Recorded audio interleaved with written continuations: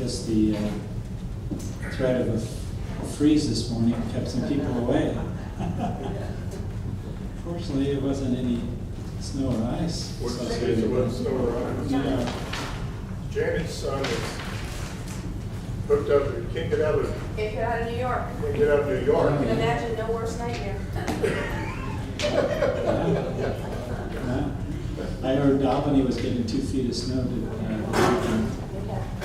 Inches of tall. Yeah.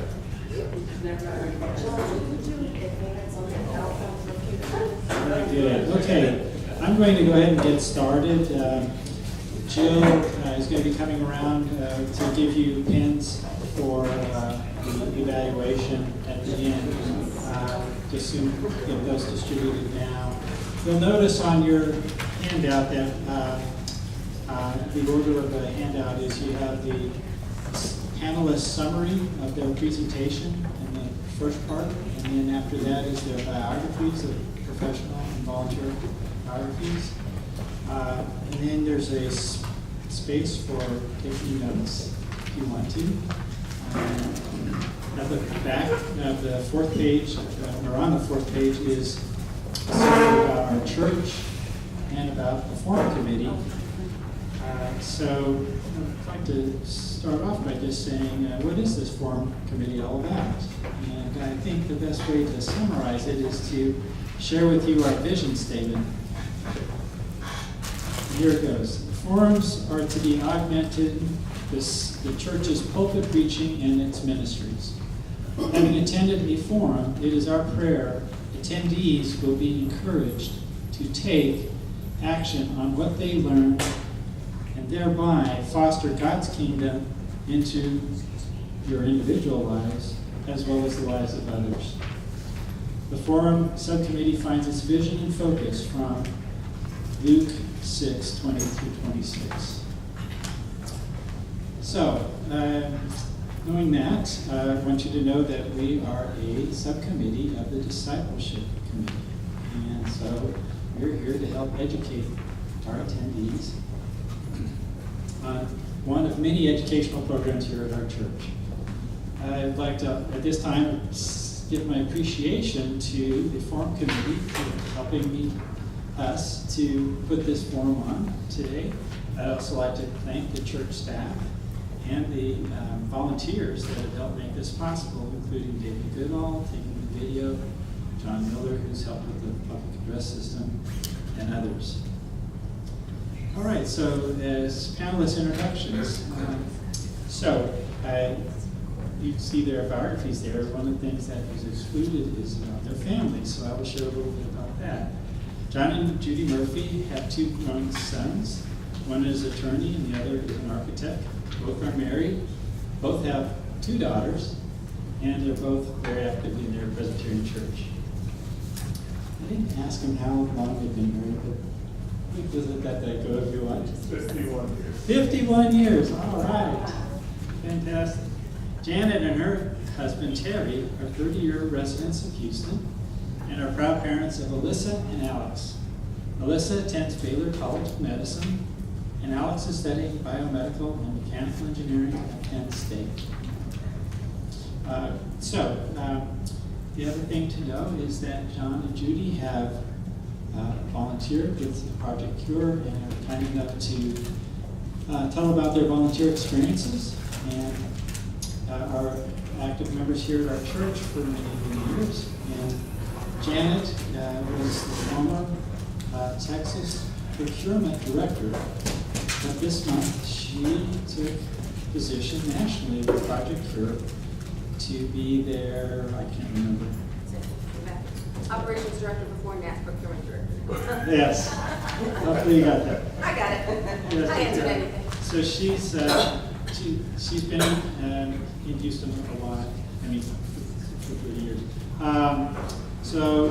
Forum 3 is to answer the question, what can we do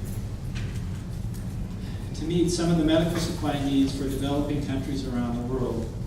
Panelists will have 35 minutes to give their presentation. At the end of the presentation will be a time for question and answer.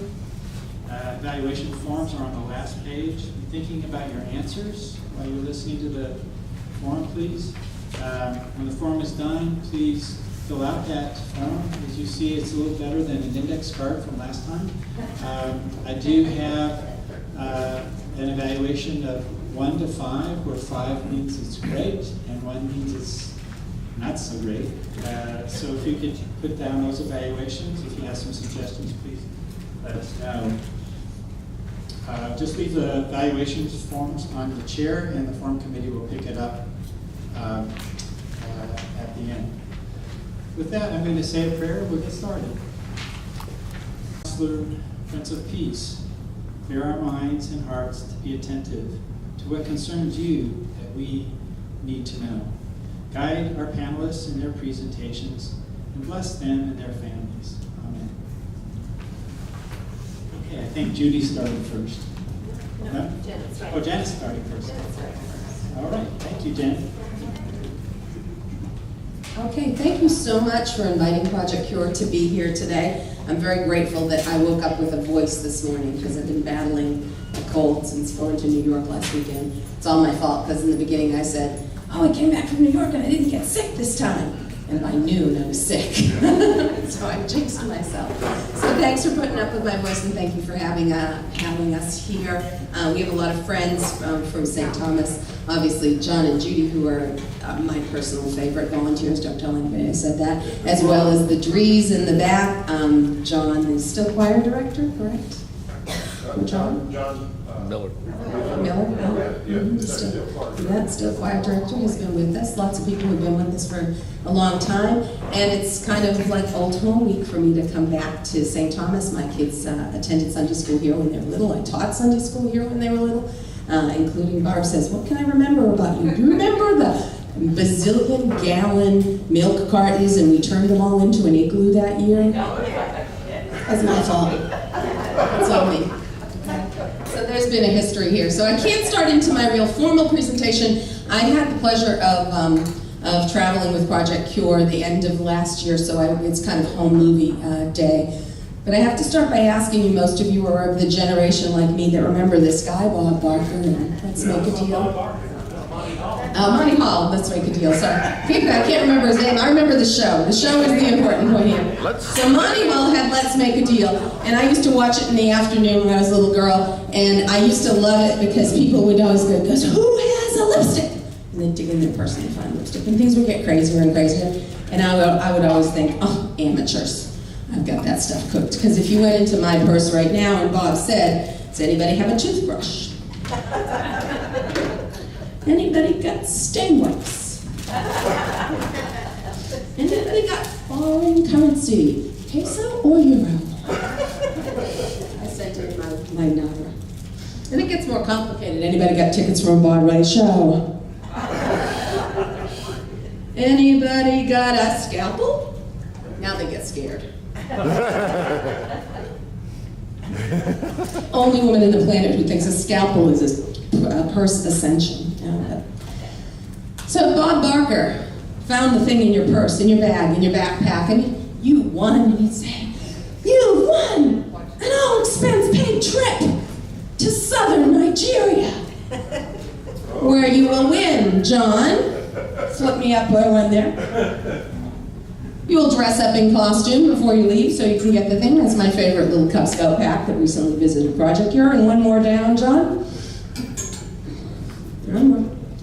Oh, go up one. I think we missed one. Go down again. One more. Go one more. There you go. Well, you will see precious wildlife. In all honesty, door number one, it came to you, all-expense-paid trip to Nigeria, southern Nigeria, near the Cameroon border, where you will get to interface with the exciting military police of Nigeria. Who would go? Nobody? I'm shocked. I did a Rotary meeting the other day. I got at least 2.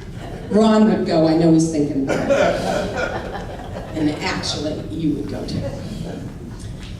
Okay, who would go? I'm 100% with you. I'm the woman who led a Girl Scout troop. We went camping and all the veteran Girl Scout moms said, we might get the low temperature award. And I went, oh crap, is there a hotel nearby? Those things just didn't appeal to me. If you told me 10 years ago I was going to be venturing into Nigeria, I would tell you, we can commit you next week. It's not going to happen to me. Yet, where did I find myself a few years ago was my mom passed, and I had a beautiful hospital bed to donate, and no one in the city of Houston would take it. And I found Project Cure, tripped over it, donated her hospital bed. A very great driver, very similar to John Murphy, came into my driveway, told me all about Project Cure, this organization who had been around at that time, 20-something years, collecting surplus medical equipment from the Houston healthcare market and from individuals, and putting it to use in developing countries. Back then we were a few less countries, but now we're about 137 developing countries that we serve. And I thought that was awesome. Except my kiddos were little, and they were all involved in stuff, and we didn't have time to volunteer. And I said to the guy, you know, one of these days, we're going to come and put in some time with you. And a little bit of time passed, and my son, Alex, was interested in going into engineering or healthcare or something similar. Strong gymnast, he's in the NCAA now, he mentioned at Penn State. And I said to Alex, you know, you're a great student, you're a good kid, you got good grades, but you never get to do anything else, you're always in the gym. Let's go volunteer with this organization and see what it's all about. And we started as volunteers together, and one thing led to another, and I was doing more and more and more with volunteering at Project Cure all the time, and I turned around one day and I said, you know, everything I do at Project Cure makes me feel more well-utilized and happier than anything else I'm doing. I'm going to stop doing everything else I'm doing and become staff at Project Cure. And from that day forward, my life sort of changed, because I took all the talents I had amassed over years of corporate careers and entrepreneurial careers and creative careers, and put them all together to use for something really, really good. And little did I know, after a while, I would develop this passion and end up in Nigeria. So I did go off with the snake, the 12-foot python, and explore all the places. I knew this stuff existed, but I didn't have a different level of feeling for it. I was always passionate about it and passionate for providing things, but it kind of went to a different level of a personal experience when I went there. So before we start learning all about Project Cure, I just want to flip through a couple of pictures real fast on here for you. John, go down. If you were traveling down the road in Ugab, you would see a lot of signs and just not a lot of commercialism other than general people on the streets. Keep going, John. And then you get to the clinic that served all of Ugab. And they were actually treating a child on the front porch, right here. And John, you can go down. But inside you'd find this lovely woman, Joyce, who had just received an exam table from Project Cure, and she was very proud of it because now they could actually birth the babies on the exam table, very accessible for them. We also donated a bed to them, so the moms would come in on a bicycle or on a motorcycle, deliver the baby, and then she had a bed that in the same room, a little off room from there, she could have the moms stay there for 12 hours before they'd send her home. So here we complain that we only get an overnight stay in the hospital when we're doing a normal delivery. There you get 12 hours and you're heading home. But now she has on a bicycle. That's the first step. So go down. There's her staff. Everybody in white is a student. The ones in blue had scrubs from Project Cure. Those are the nursing professionals, and that's it. Okay, all those are students. Keep going, John. There's the ambulance. You'd probably stand a better shot with the motorbike in front of it getting around because the ambulance was not that mobile. Keep going, John. That's a high-end operating room. What you can't see in the top a little bit, you see that white thing sticking out? That's a ceiling fan.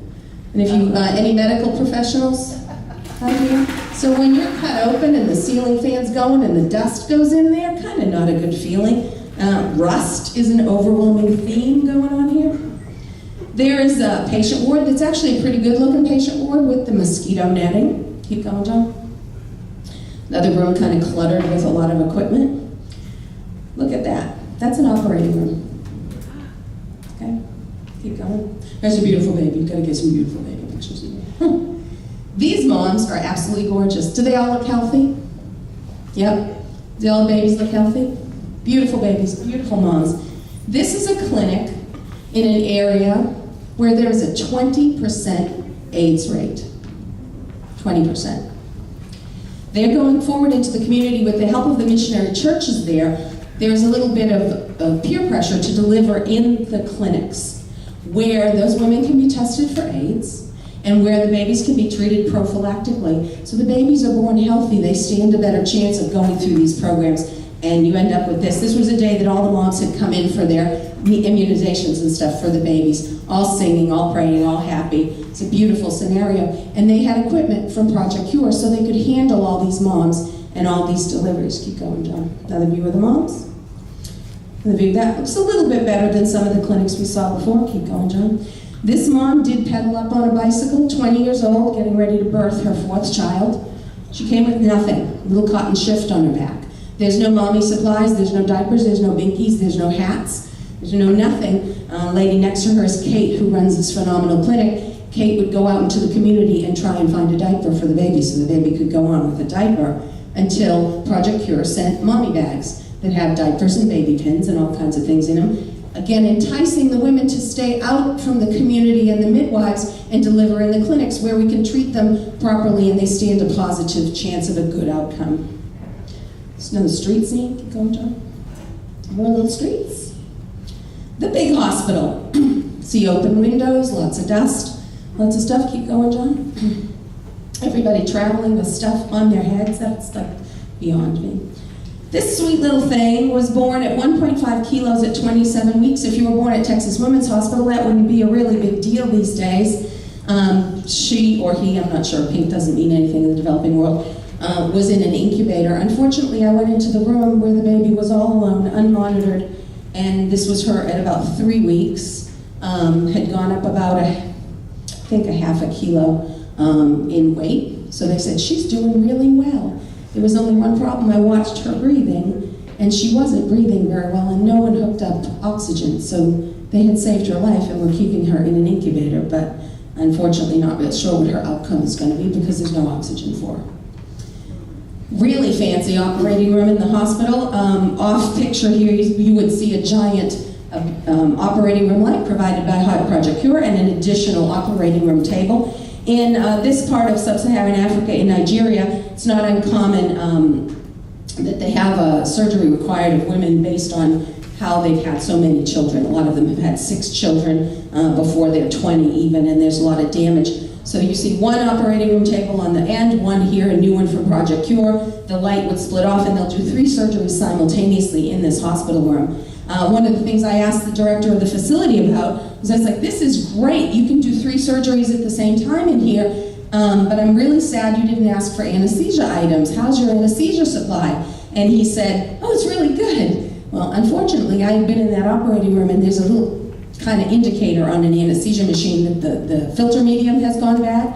It goes from white to pink to purple. Theirs was all dark purple. And there was one face mask on top of the anesthesia machine, and it was all mildewy, and one circuit set for breathing, and that was what they had, but he thought everything was okay. So, okay is relative. But they were doing a good job with their surgical items, again, mostly provided by Project Cure.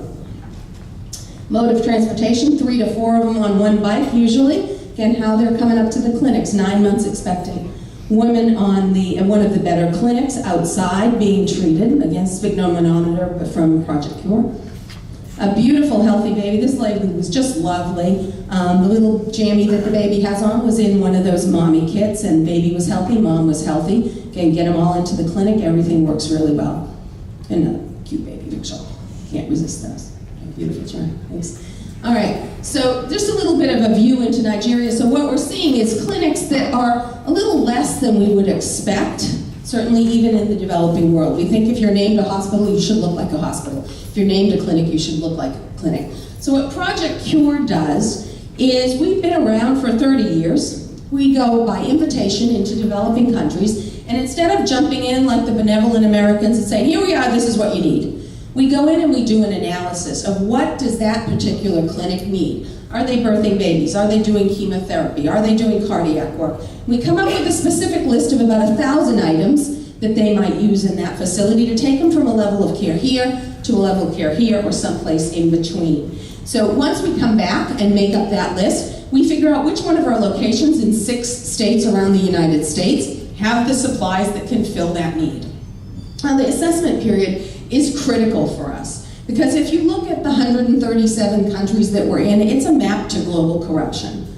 We have to figure out Who's going to get it? Is it going to stay there? Is it really going to get to the people that need it or not? So we figure that all out when we're there. We get pointed to one of our Project Cure locations in this country, and then we pack a cargo container filled from top to bottom with all these items. When we fill that cargo container, it has anywhere from about $300,000 to $500,000 in goods on average in the cargo container.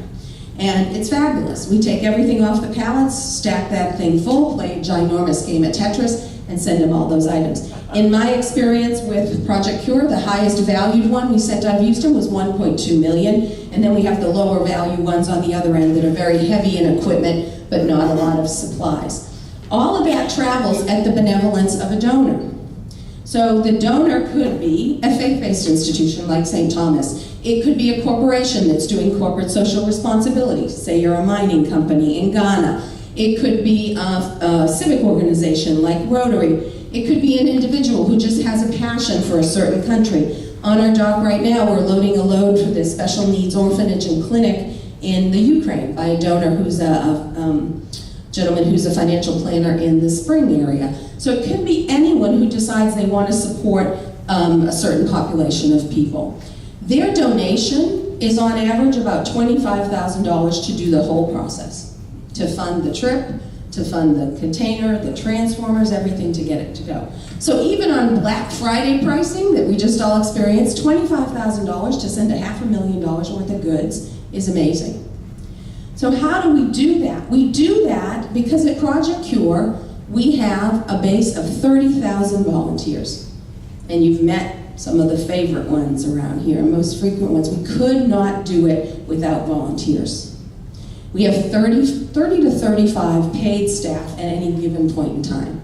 It's probably good that David kind of fumbled over my job title because I have a lot of them. I am the only paid staff member, probably for another month, in Houston. Then we're going to get one more. While we do that, with 35 people nationwide, we sent 181 cargo containers last year from all our 6 locations collectively. On average, out of Houston, 1 a week. So we're always prepping or packing or it's leaving, constantly. And what do volunteers do? So if there's only one person around, they do everything. Ron and Lynn sort. John drives the truck. Judy packs the cure kits. Everybody else is doing their different token thing. So whether your personal specialty is you want to answer a phone, you love to read, you just want to come answer the phone and sit and read your book all day and answer the phone when it rings, fabulous. You want to learn how to sort supplies, fabulous. You want to help procure supplies from hospitals, fabulous. There is a job for you no matter what it is. And if you don't have a job for you and you're just a great connector, helping us make phone calls and connect to people, great. We operate on a 1.9% administrative overhead. For those of you who know about philanthropy, that translates to 98 cents of every dollar goes to the program work and not to administration. Sometime, if you have a favorite charity, Google on Charity Navigator what their percentage administrative overhead was. When my kiddos were little and growing, and you know they're outgrowing something every other day, we had a company that kept calling us for donations. Can you leave them on the doorstep? Can you leave them on the doorstep? So I would always leave them on the doorstep. And then one day, after a couple of years with Project Cure, I woke up and Googled them. 40% administrative overhead. I don't leave it on the doorstep anymore. Because I want my dollar to do more. And your dollar to Project Cure can do an awful lot when it's 98 cents. But what we really need is also your labor and your help. John needs truck drivers. You really need truck drivers. We call it the Tonka truck syndrome, the guys that want to drive the big trucks. That's right, it's true. The women are all going, mm-hmm. My husband retired early. People say to me, Janet, why are you still working? I said, so don't kill my husband. A very simple connection. So you look at those numbers and you go, wow. So you can kind of see how easy it is. We tell our kids all the time, one person can change the world. Sally, you're going to go forward, you're going to change the world. And somehow we start getting older and older and older and we forget. We need to change the world. We did an awful lot in our lives and our working career and our stuff. Maybe turn around a little bit and say, it's not too late for me to change the world. And you might not change a big, humongous part of the world, but you can change a little piece. I work more hours than I've ever worked in my life. I'm answering emails. People tell me I'm nuts. I answer emails at midnight. I woke up at 3:30 this morning or something ridiculous with my cold. I was answering more emails. I do it because something inside of me clicked a while ago and went, you can do this. And you're good at it. And you're going to put yourself to work for somebody else who will never say thank you, who will never do anything, but you can do this. So that's what I'm going to invite y'all to do, is kind of be part of this thing that you can do. This is the conduit for you to use your talent, and we will find a way for you to use that talent with Project Cure. One of my favorite things to do is to close the door on a cargo container. After all the mundane stuff has been done, Ron will tell you. There's days you go, if I see another syringe, I am just going to poke it in my eye. But there's a different thing when you close the door and you put a poster on the back and you seal it with a kiss and you go, wow, this $500,000 of stuff is going to save those people. A lot of ladies in the room. I know there's a lot of moms in the room. Can you imagine giving birth to your child in that scenario? What when they run 105 fever, if you don't have cold water to shove them in and there's no acetaminophen, what do? When somebody tells you, have another one. Ouch. No, we can solve this problem. We are in Houston, the largest medical community in the world.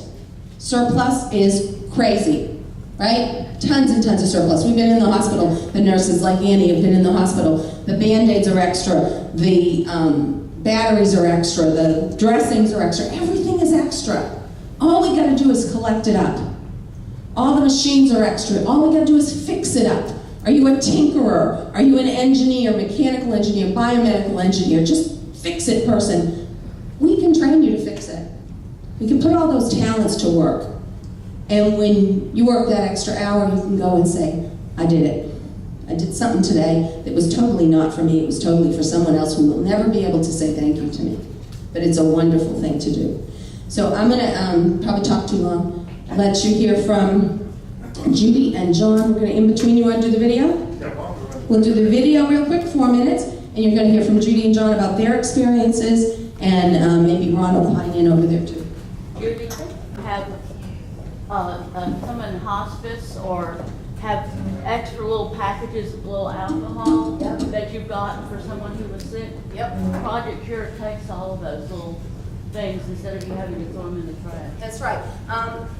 We procure from all the hospitals, from the medical manufacturers, from everybody who has anything medical here in Houston. No pharmaceuticals, no drugs, okay? But everything else can be donated, whether it's an individual or a hospital or a medical manufacturer. All of that counts. What about the drugs that make no ibuprofen or Tylenol? Well, except for your kids. Except for Let's say for saying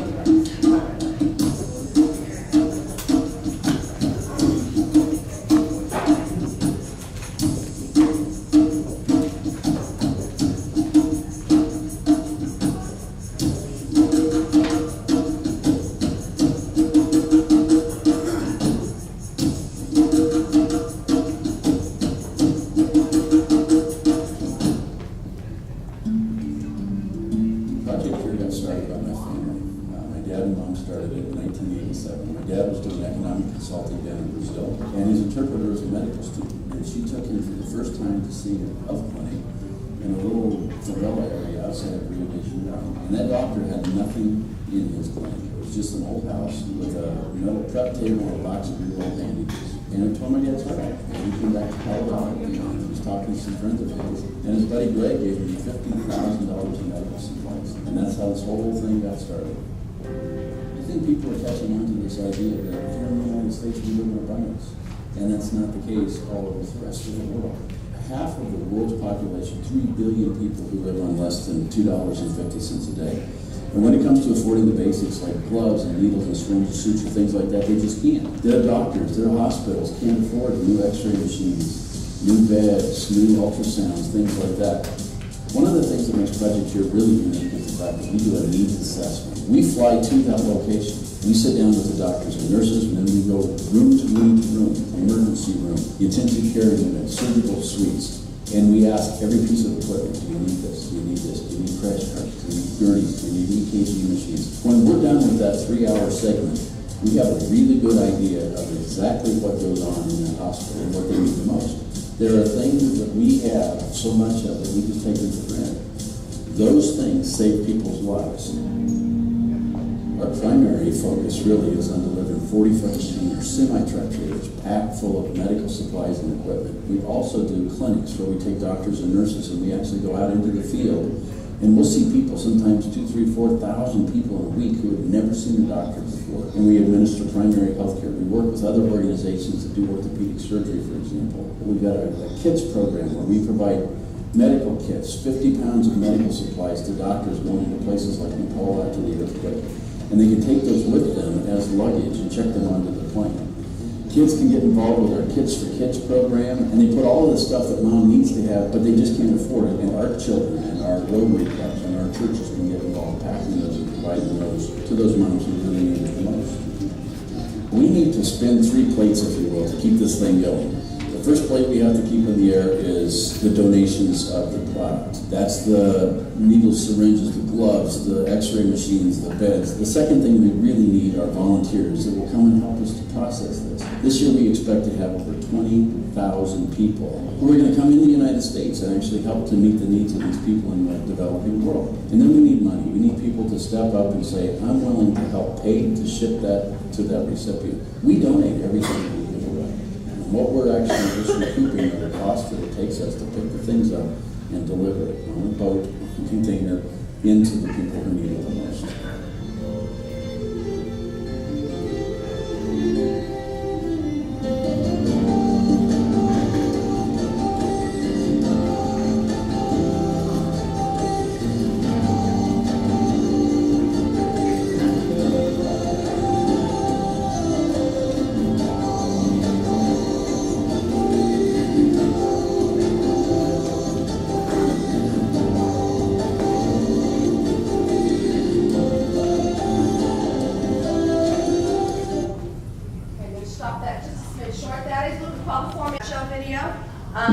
It is available online at our website, projectcure.org, where you can find all kinds of information. In addition, we've left some information at the front about volunteering and about all the programs as well. I know we're running a little bit over. I'm going to have Judy give you a quick overview of her program, which is called the Cure Kit program. 10 minutes, perfect. So we've got time for Judy and John. Yeah. Oh, perfect. Okay. Imagine this container multiplied by about 20 or 30 times. We get in giant boxes, pallet size, that have all this mixture of stuff. I call it onesies and twosies. One of this, 2 of that, 1 of that. Occasionally we get a candy wrapper that some nurse threw in there. Well, most of it's good stuff.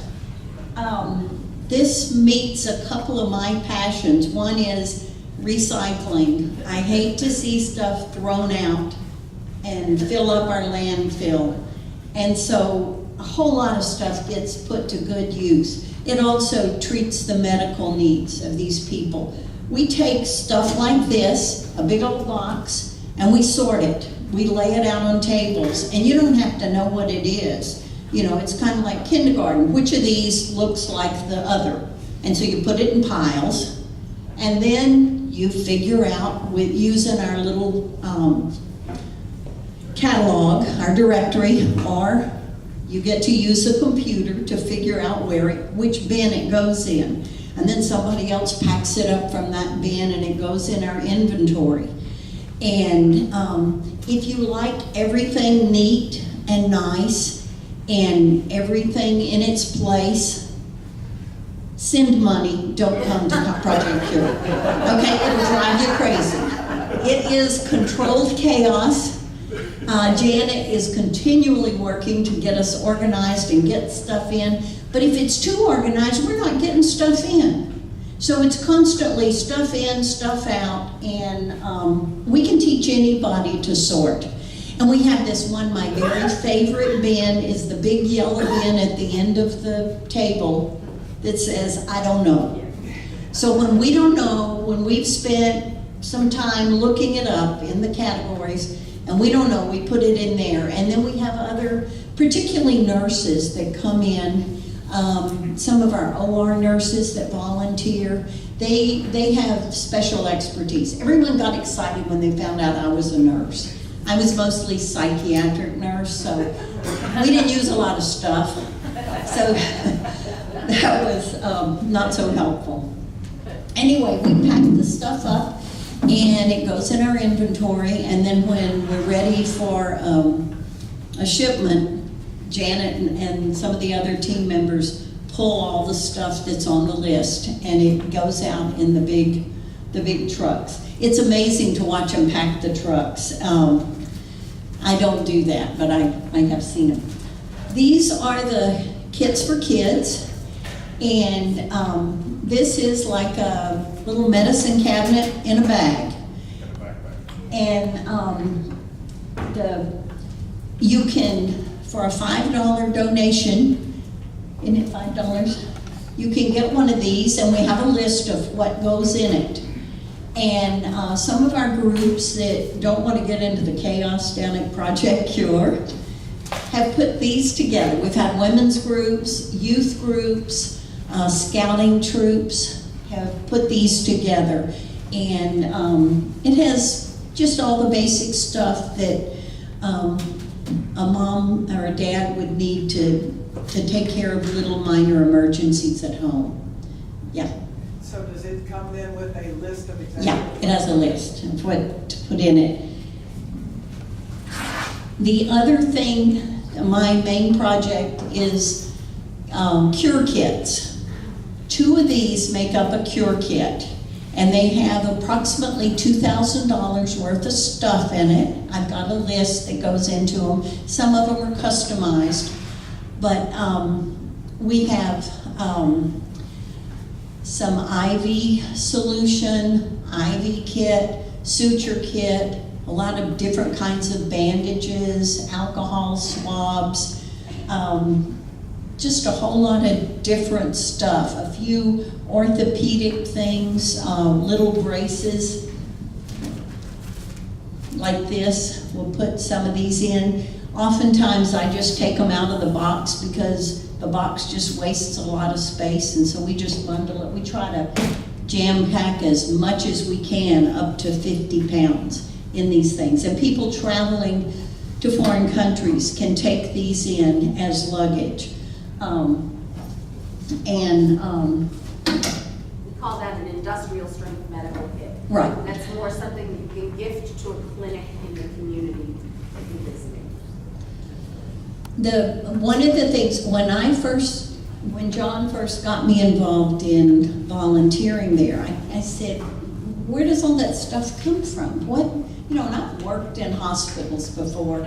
And he said, well, it's leftover stuff from the hospital. And it is horrifying to see how much stuff is thrown away and wasted.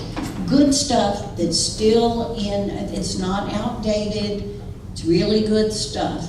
Sometimes we get some junk that we have to throw away, but we have a lot of really good stuff that, anyway, if you would like to volunteer, I have a list over there if you want to put your name on the list and put your email and a phone number. We can do a group volunteer thing, have a group come down, get oriented, and do a few hours sorting. And some of those people would probably be interested in continuing on. John and I've been volunteering there ever since we retired. And we generally, Petey's got it over there. We've also got some other literature over there. And Janet mentioned receptionist. We really could use someone to help out in the office. It's a desk job. answering the phone, doing a little bit of computer work. But if you didn't feel like you could do that, if you could just answer the phone and help answer questions, that would be wonderful, and help keep Janet from getting interrupted all the time. Where is that? Where is Project Cure? Where's the, yeah. Yeah, it's at Kempwood and Bingle, Spring Branch. Spring Branch area. Yeah. Yeah. Okay, I'm gonna turn it over to John. Good morning. It's a joy to stand up here and talk to all of you folks about Project Cure.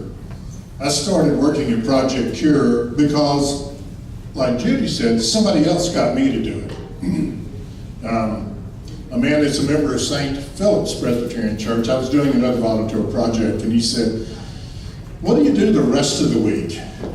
Well, unbeknownst to me, that the rest of the week would be working for Miss Thomason here, who can find stuff for you to do. Even today, when she leaves here, she's going to go below the container. So, you know, there's that demand everywhere. Really, what I do, what my primary responsibility is to do the physical collections, to go, so that means I get to play with a large box truck. Now, it's small enough that you're not required a commercial driver's license, so all of you that want to play with a big truck, to spend your life like I did, sitting in an office someplace and didn't get to play with a big truck, you can go play with a big truck. We have 2 forklifts. You can ride around, right, Ron? You can ride around in on a big forklift. And we'll also teach you how to operate a pallet jack, which apparently operating a pallet jack is a skill that most people don't have. And do y'all even know what a pallet jack is? No, that's few you do. It's a device that's, you know, you jack up, that jacks a pallet up and you move a pallet around. It's really interesting. We will get people that come into our organization that are extremely technical in a vertical area. They make, you know, extremely intelligent people that are well educated, and when you take them in and they go, well, you know, maybe you should not be working there because we have stuff that you can do someplace else. And that's the value of Project Cure. There's so many places that people can fit in. What is primarily the responsibility of the people that collect? Janet and her team of people interface with the hospitals and organizations like Medline, who will transship for us, to supply equipment for us to pick up. Or individuals call in, as she was saying, that when she attempted to call and she found Project Cure would collect her mother's hospital bed, then one of our team will go out and do that collection. It requires a person who answers the phone. You have to be very much aware of the fact that when you're talking to an individual whose parent has passed away, son, or something like that, you're going into a situation as a collecting person where you also have to be compassionate. And it works very well for people that are sitting here, because each of us understand what being compassionate is about. Understand that when you walk in and you're talking to an individual, you're not just collecting this for further use.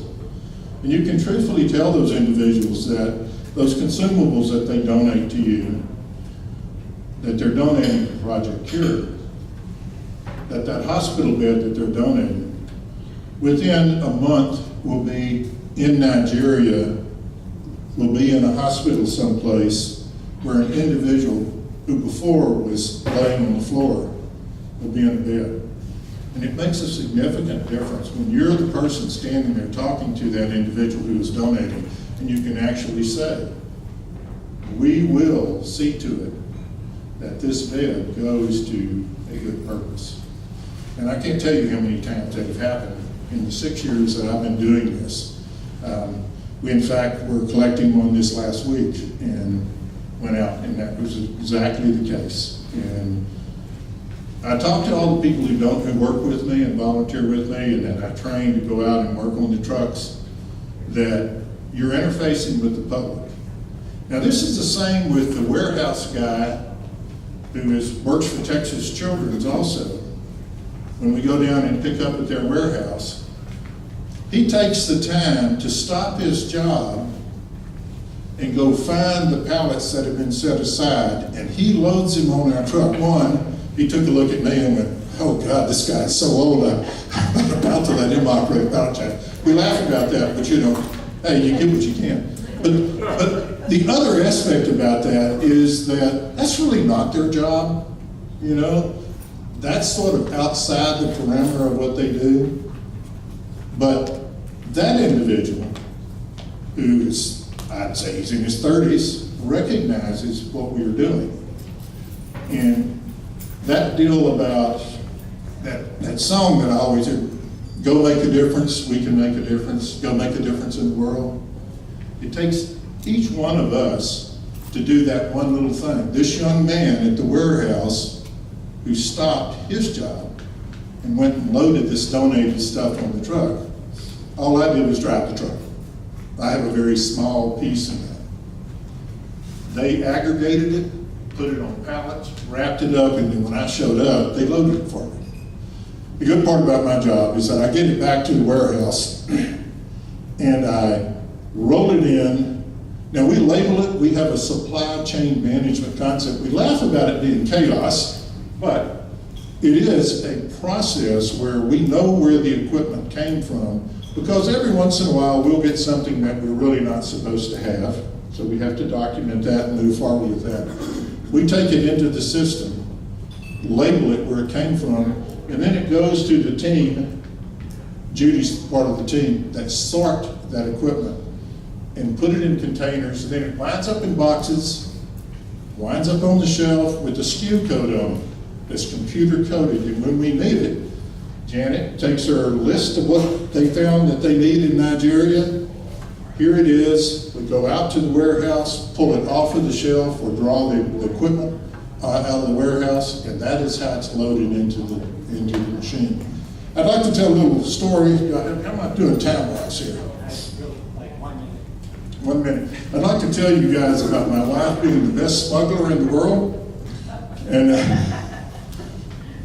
I volunteer in Mexico. I do water projects.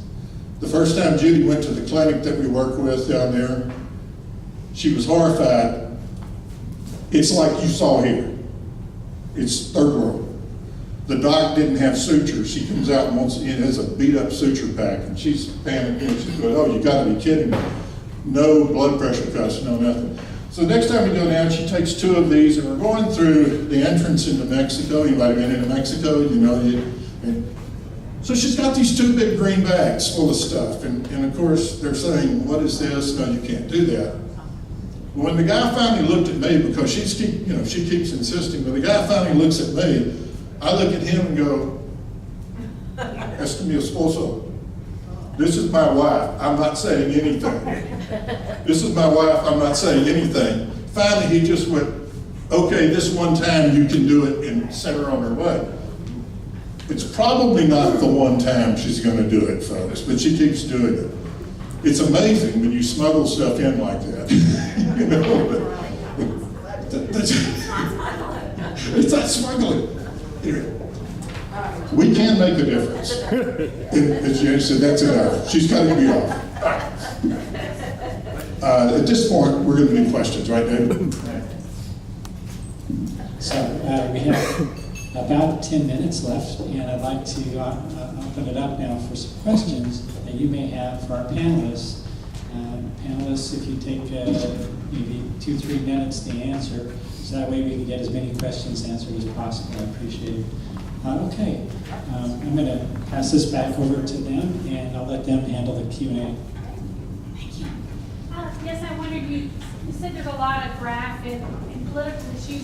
How can you guarantee once the container gets there, how do you monitor that it really gets to the clinic and it doesn't get dispersed and it does what you're asking it to do? It's all about relationships and how we get there. You know, it's funny, when you see this, you just develop kind of, on the first level, there's a 7th sense, right? You can look eye to eye and you know whether it's honest. I can't tell you how many people call every week and they go, "Hi, I'm this guy in the middle of, I don't know, blah, blah, blah, Stan, and I have this great nonprofit clinic. I think you should send me stuff." And we go, "Yeah, we'll come check it out." And when you have to check it out, they're like, yeah, no, you don't have to come check it out. I'm like, yeah, we do. So it's the first step is screening them, checking that we've been in these countries for years and years, going through who are our relationships. We check with them, we work closely with the governments in many cases. How is it going to get there? And it's actually unloaded by the people who work with it. There are no outside parties involved. It's no, we drop it off. We will never ship it to a warehouse. It has to go directly into the clinic. So I always say when it goes in the front door, over the nurse's dead body, is it going out the back door? So a lot of that is involved in that, and just careful screening and knowing what country you're going into. We will never go in, we will never send an assessor into a dangerous country, into a war-torn country, because again, it goes up by magnitudes, it's gonna disappear.